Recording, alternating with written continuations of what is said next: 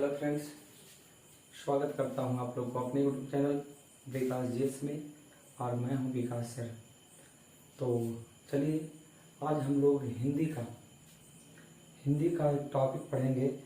और ख़ासकर वैसे विद्यार्थियों के लिए हिंदी ज़रूरी होती है जो ISSCGD इस बार GD आई हुई, SSCGD, बिहार पुलिस, बिहार दरोगा, BPSC। तो चैप्टर वाइज हम लोग पार्ट बाय पार्ट करके वीडियो देखेंगे और जो अंत तक वीडियो को देखेंगे वादा करते हैं कि आप लोग को अच्छे से हिंदी समझ में आएगी। तो हम लोग समझेंगे कि हिंदी होता क्या है। सबसे पहला चीज़ कि हिंदी जो है एक भाषा होती है। हिंदी क्या होती है? एक भाषा होती है। थोड़ा सा हम लोग हिंदी से समझते हैं कि भाषा होती है। एक भाषा का अंग है हिंदी, एक लैंग्वेज है जो हमारी राष्ट्रभाषा है। कौन भाषा है? राष्ट्रभाषा। राष्ट्रभाषा कहा जाता है। ये जो हमारी राष्ट्रभाषा जो हिंदी है, इसको संविधान में जोड़ी गई है। और संविधान में भाषा, सबसे पहले तो कि भाषा को संविधान में कहाँ जोड़ा गया है? तो भाषा को संविधान में जोड़ा गया है 8वीं अनुसूची में। 8वीं अनुसूची कहा जाता है। 8वीं अनुसूची में भाषा की संख्या, तो यहाँ पर अनुसूची में देखिएगा तो 8वीं अनुसूची में भाषा की संख्या कितना है? वर्तमान में 22। शुरुआत में इसकी संख्या 14 थी, इसकी संख्या बढ़ गया। अनुसूची पढ़ाए थे, उसमें आपको क्लियर अनुसूची का वीडियो आप लोग देख लीजिएगा। तो यहाँ से कहता है कि इसमें तो 22 भाषा का है, लेकिन हिंदी भाषा का संविधान में कहाँ है? तो हिंदी भाषा का वर्णन जो संविधान में किया गया है वो 343 अनुच्छेद 343 एक बोल सकते हैं इसको, 343 में किया गया। कितना में किया गया? 343 में। अब आते हैं सबसे पहले हम लोग हिंदी का सबसे पहला जो होती है चैप्टर, उसको हम लोग समझेंगे, जिसको वर्ण या ध्वनि कहते हैं। वर्ण या ध्वनि सबसे इंपॉर्टेंट चैप्टर है हिंदी का। सबसे बुनियादी चीज है वर्ण या ध्वनि। वर्ण या ध्वनि। अब हम लोग समझेंगे कि वर्ण या ध्वनि कहते किसे।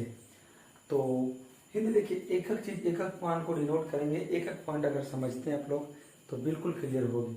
वर्ण या ध्वनि से समझते क्या है? तो कहा जाता है वर्ण जो होती है, वर्ण किसे कहते हैं ये भी पूछता है।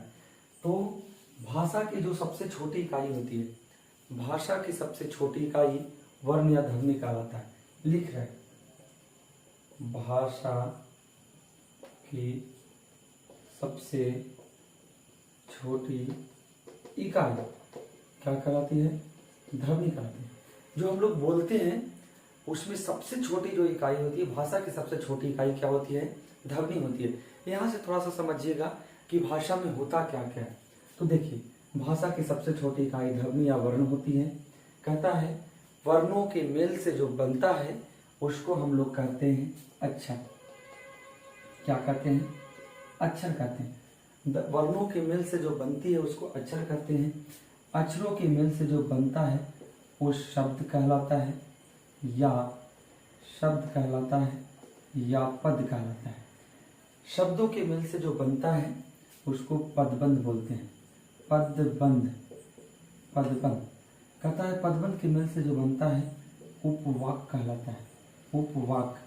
और उपवाक के मेल से जो बनता है उसको हम लोग बोलते हैं वाक। क्या बोलते हैं? वाक। देखिए, इतनी बात को हम लोग समझेंगे। इस बात को अगर समझे तो बहुत बड़ी बात को आप पकड़ लेते हैं। भाषा की जो सबसे छोटी इकाई होती है क्या होती है? वो होती है ध्वनि। और भाषा की जो सार्थक इकाई होती है, सार्थक इकाई। भाषा को जो एक साथ मिलाते हैं छोटे छोटे चीजों को, भाषा की सार्थक इकाई को क्या कहते हैं? वाक कहते हैं। और भाषा की सबसे छोटी इकाई क्या कहलाती है? वर्ण या ध्वनि कहलाती है। क्या कहलाती है? वर्ण या ध्वनि। वर्ण या ध्वनि। चलिए समझते हैं कि होता क्या है। देखिए, भाषा की सबसे छोटी इकाई वर्ण या ध्वनि, बोलने की जो सबसे छोटी इकाई वर्ण या ध्वनि, इससे क्वेश्चन एक और पूछता है, इसे खंड या टुकड़ा नहीं किया जा सकता है। खंड या टुकड़ा नहीं किया जा सकता है। भाषा से एक चीज और पकड़ेंगे कि इसे खंड या टुकड़ा नहीं कर सकते हैं, इसको तोड़ा नहीं जा सकता है। तो भाषा की सबसे छोटी इकाई वर्ण और भाषा की सबसे बड़ी इकाई क्या होती है? वाक। जैसे हम लोग समझते हैं, जैसे एक लैंग्वेज आता है राम आम खाता है। इसको इसलिए समझा रहे हैं कि सब लोग जानता है, ये बचपन से ही जब आप लोग बोलना सीखते हैं, वाक्य बनाना सीखते हैं, सबसे पहला वाक्य राम आम खाता है। ये कहता है जो सार्थक इकाई सबको जोड़े तो ये हमारा कहलाया वाक्य। क्या कहलाया? वाक्य। भाषा की सार्थक इकाई को वाक्य कहते हैं। कहता है वाक्य से छोटी उपवाक्य होता है। इसको जैसे उलट सकते हैं हम लोग, आम खाता है राम, इसको उलट सकते हैं। इसको उलट दिए यानी कि एक तो हो गया वाक्य, और वाक्य को ही उलट के लिखे ये क्या कहलाती है? उपवाक्य। लेकिन सबसे पहला स्टेप वाक्य बनता है, फिर उपवाक्य। इसको कहता है उपवाक्य से छोटी क्या होती है? पदबंध होती है। अब देखिए ये एक आपका पद हो गया। क्या हो गया? पद हो गया। अगर यहां से समझते हैं तो देखिए समझाते हैं। यहां से ध्वनि कहता है वर्ण या ध्वनि, जैसे र हो गया और आ हो गया, ये भी ध्वनि, ये भी ध्वनि। रा इसको खंड या टुकड़ा नहीं कर सकते, तोड़ नहीं सकते, लेकिन कहता है कि रा और आ मिलकर र बनता है, या र और आ मिलकर क्या बनता है? रा बनता है। तो इसको हम लोग अक्षर कहेंगे। इसको क्या कहेंगे? अक्षर कहेंगे। अक्षरों के मेल से जो बनती है शब्द बनता है। जैसे एक अक्षर ये हो गया, एक अक्षर माँ हो गया, माँ में भी दो है, माँ प्लस आ, तो रा और माँ मिलकर बनता है राम। राम ये आपका शब्द हो गया या पद हो गया। अब कहता है कि पद या शब्द मिलकर बनता है ये पदबंध। जैसे एक राम हो गया, एक खाता हो गया, याम हो गया, खाता हो गया, है ना? तो आम खाता, या तो जैसे दो दो होता है, आना जाना, सुबह शाम, शांति अशांति, ये सब जो दो सूटेबल है, तो दो शब्द को मिलाकर क्या बनता है? दो पद के मिलाकर क्या बनता है? उपवाक बनता है। तो उपवाक ये बनता है आपका पदबंध बनता है। क्या बनता है? पदबंध। तो हम लोग समझे कि भाषा की सबसे छोटी इकाई को वर्ण, वर्णों के मेल से बना अक्षर, अक्षरों के मेल से बना शब्द, शब्द के मेल से बना पद, और पद के मेल से बना उपवाक। अब हम लोग समझेंगे थोड़ा सा और इसमें। ये तो यहां तक समझ गए।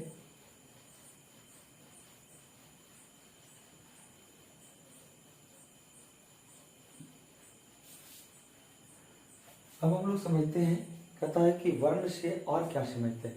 तो देखिए वर्णमाला, एक क्वेश्चन और पूछे कि वर्णमाला क्या होती है। तो वर्णों के व्यवस्थित समूह को, वर्ण को अगर एक साथ लिखेंगे, जोड़कर व्यवस्थित समूह में लिखेंगे तो वर्णमाला।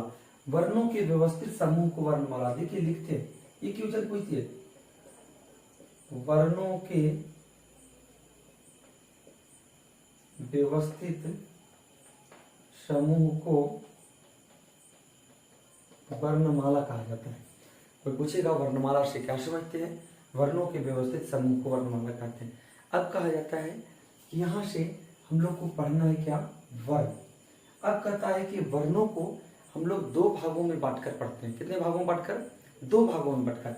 सबसे पहला जो भाग होती है ये होता है उच्चारण के आधार पर। उच्चारण के आधार पर उच्चारण। वर्णों को कितने भागों में? दो भागों में, उच्चारण के आधार पर। और दूसरा जो होती है एकदम सिंपल समझेंगे, लेखन के आधार पर। लेखन के आधार पर कहता है वर्ण को दो भागों में बांटते हैं। एक हम लोग उच्चारण जिसको बोलते हैं, बोलने के आधार पर, और एक लिखने के आधार पर। अब कहता है सबसे पहले कि उच्चारण के आधार पर वर्ण की संख्या कितना होती है। तो उच्चारण के आधार पर वर्ण की संख्या 45 होती है। एक एक पॉइंट हम लोग समझेंगे, और एक एक पॉइंट समझेंगे तो पूरा का पूरा क्लियर हो जाएगा। तो उच्चारण के आधार पर यानी बोलने के आधार पर इसकी संख्या कितनी होती है? 45। अब कहता है उच्चारण के आधार पर जो वर्ण होती है इसमें भी दो प्रकार होता है। पहला का नाम होता है स्वर वर्ण, और दूसरा का नाम होता है व्यंजन वर्ण। अब कहता है स्वर वर्ण क्या होता है और व्यंजन वर्ण क्या होता है। तो देखिए सबसे पहले हम लोग स्वर वर्ण को समझेंगे। कहता है कि वैसा वर्ण जिसको बोलने में किसी दूसरे की सहायता नहीं, वो स्वयं अपने ऊपर निर्भर रहती है, जिसको खंड या टुकड़ा नहीं किया जा सकता, वैसे को स्वर्ण वर्ण कहते हैं। यानी जो मूल जो स्वयं बोला जाता है, जिसको बोलने में किसी की सहायता नहीं ली जाती है, यानी अपने आप पर निर्भर रहता है स्वर वर्ण, और कहता है स्वर वर्ण की सहायता से जो बोली जाती है वो व्यंजन वर्ण कहलाता है। अब कहता है कि स्वर्ण वर्ण की संख्या कितना होती है, उच्चारण के आधार पर पढ़ रहे हैं, तो उच्चारण के आधार पर इसकी संख्या जो होती है वो 10 ही होता है। उच्चारण के आधार पर स्वर्ण की संख्या कितना, 10 होता है। कौन कौन होता है, अब हम लोग पढ़ेंगे। देखिए कौन कौन होता है। आ ई ओ बड़ू ए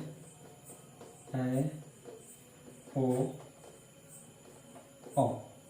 देखिए यही जो 10 है, 2 4 6 8 10, इसी को हम लोग बोलते हैं उच्चारण के आधार पर स्वर। स्वर यही 10 होती है। अब कोई पूछे आपसे कि उच्चारण के आधार पर स्वर की संख्या कितना होती है, तो 10 होती है। अब कहे कि व्यंजन का संख्या कितना होता है, तो व्यंजन की संख्या होती है कितना, तो 33 होता है। लेकिन इसमें 2 गो द्विगुण व्यंजन होता है। 2 गो कौन व्यंजन होता है, द्विगुण व्यंजन, और द्विगुण व्यंजन जोड़कर इसकी संख्या कितना हो जाती है, 35। कितना हो जाता है, 35। अब देखिए 35 होता है इसका कैसे, तो सबसे पहले का वर्ग, फिर आपका हो गया ख वर्ग, फिर आपका हो गया आपका क वर्ग, उसके बाद च वर्ग, उसके बाद ट वर्ग, उसके बाद त वर्ग, उसके बाद प वर्ग। देखिए क वर्ग यानी कहने का मतलब क ख ग घ ङ, यानी कि 5। च वर्ग पूरा 5 10 15 20 25। अब देखिए कौन कौन होता है, या होता है, र होता है, ल होता है, व तालव्य श, मूर्धन्य श, दंती श, ह। अब देखिए 2 4 2 6 2 8, 5 10 15 20 25 और 8 33। लेकिन 2 कम रहा, तो ट वर्ग में एक देखिए आता है ढ, और एक यहीं पर लिख देंगे हम लोग ये, जहां ये बिंदु ऐसा 2 ही होता है, इसको बोलते हैं द्विगुण व्यंजन। तो आपका हो गया 25 8 33 इधर और 2 द्विगुण व्यंजन, तो मिलाकर हो गया आपका कितना, 35। 35 व्यंजन, 10 स्वर, 10 क्या स्वर, और ये मिलाकर होती है 45। 45 हो जाता है क्या, 45 हो जाता है आपका उच्चारण के आधार पर। लेकिन जब आपको लेखन के आधार पर पूछे, तो लेखन के आधार पर हो जाएगा कितना, लेखन के आधार पर हो जाएगा 52। कितना हो जाएगा, 52। अब देखिए 52 में बढ़ता कौन कौन है, तो लेखन के आधार पर इसकी संख्या हो जाएगी, लेखन के आधार पर इसकी संख्या, स्वर की संख्या कितना, तो 13। अब 13 पहला में बढ़ता कौन था, तो ये तो 10 गो ही था। अब बढ़ जाता है इसमें देखिए अंग, अ और एक री, जिसको ऋषिवा, ये 3 गो बढ़ जाता है, और स्वर लेखन के आधार पर हो जाता है संख्या कितना, 13। 10 और 3 13। अब कहता है कि है 52, तो 45 और 3 तो 48 हुआ, लेकिन 4 और कौन होता है, तो 4 देखिए कुछ नहीं करना है आपको, क वर्ग च वर्ग ये लिखना है। इसमें देखिए बढ़ता कौन कौन है, ह छ त्र ज्ञ और एक श्री। ये जो 4 होती है, इसको बोलते हैं हम लोग संयुक्त व्यंजन। आपसे अगर क्वेश्चन पूछे कि संयुक्त व्यंजन की संख्या कितना, तो 4। द्विगुण व्यंजन की संख्या तो 2। अब कहा जाता है कि देखिए ये जो होती है च छ, ये छ त्र ज्ञ। अब कहता है इसका निर्माण कैसे होती है, कौन कौन शब्द संयुक्त व्यंजन इसे क्यों कहते हैं, तो देखिए सबसे पहले छ, क प्लस स मिलकर आपका त्र हो गया, त प्लस र मिलकर, उसके बाद आपका हो गया ज्ञ, ज प्लस ञ, अब हो गया स्र, स प्लस र, स्र। ये जो होती है आपका संयुक्त व्यंजन कहलाता है। कौन व्यंजन कहलाता है, संयुक्त व्यंजन। तो देखिए अभी हम लोग देखें कि वर्ण की संख्या कि दो भागों वर्णों को दो भागों में बांटा गया है, ये आपका उच्चारण के आधार पर और लेखन के आधार पर। तो इसी में से देखिए हम लोग कि उच्चारण के आधार पर वर्ण कितना होती है, लेखन के आधार पर वर्ण कितना होती है। तो लेखन के आधार पर वर्ण 52 हो जाएगा। 52 में स्वर कितना होता है, व्यंजन कितना होता है, ये समझिए। हम लोग अगले वीडियो में समझेंगे कि इसके बाद